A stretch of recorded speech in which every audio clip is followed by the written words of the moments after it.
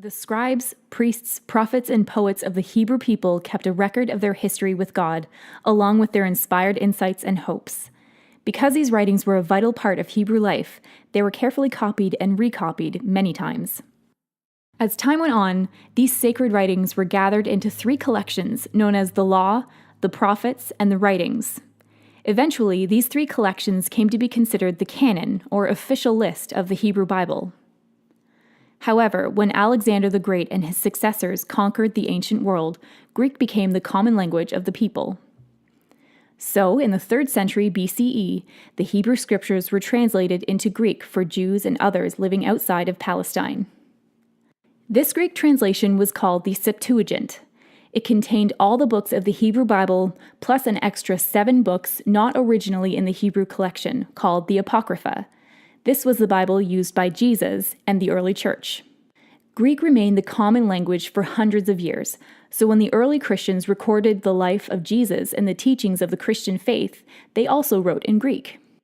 The earliest writings of the New Testament are the letters of the Apostle Paul.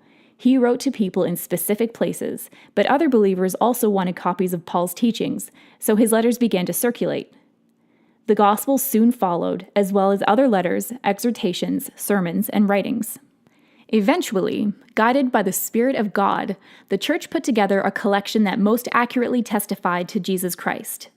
By the end of the 4th century, church councils reached a consensus, and the canon of the New Testament was officially recognized.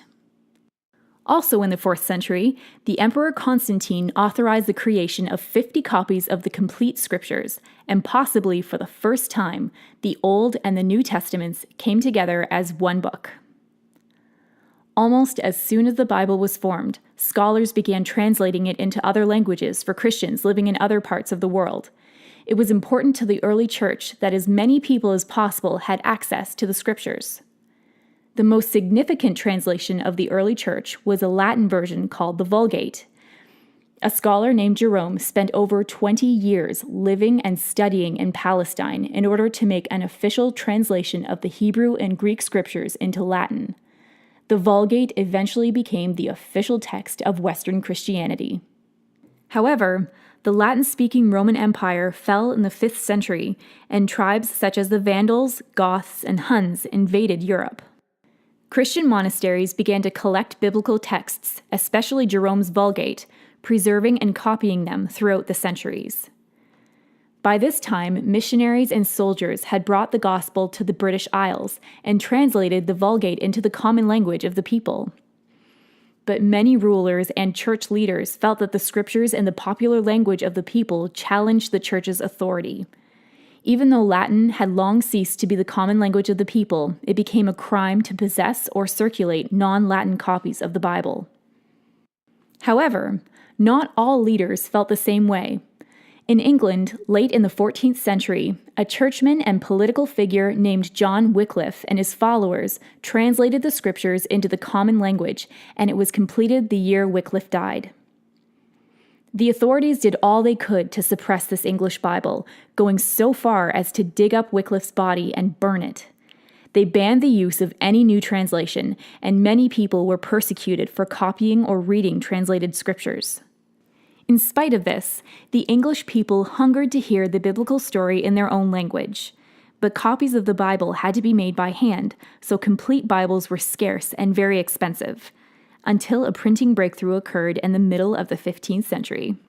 In Germany, a goldsmith named Johann Gutenberg created the printing press, allowing books to be printed on a machine rather than by hand or wood block. The first large book produced by Gutenberg's press was a Bible in Latin. However, by the middle of the 16th century, the Latin Bible had been translated and printed into 14 other languages. It was around this time that a young scholar from England named William Tyndale came upon the scene. Sometimes called the father of the English Bible, Tyndale believed that people had the right to read and hear the scriptures in their own language. He eventually went to Germany, where he translated the New Testament from Greek into English, and it became the first printed English New Testament. Copies were smuggled into England and secretly purchased and read.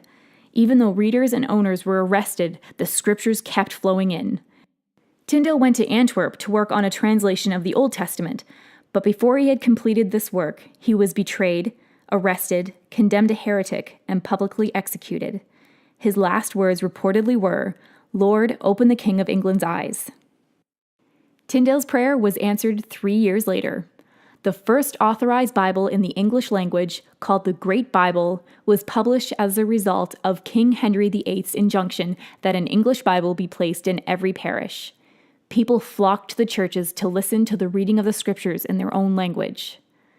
Early in the 17th century, King James I authorized a new translation of the scriptures. This translation, known as the Authorized or King James Version, is still read today, but it was only the beginning of English Bible translation.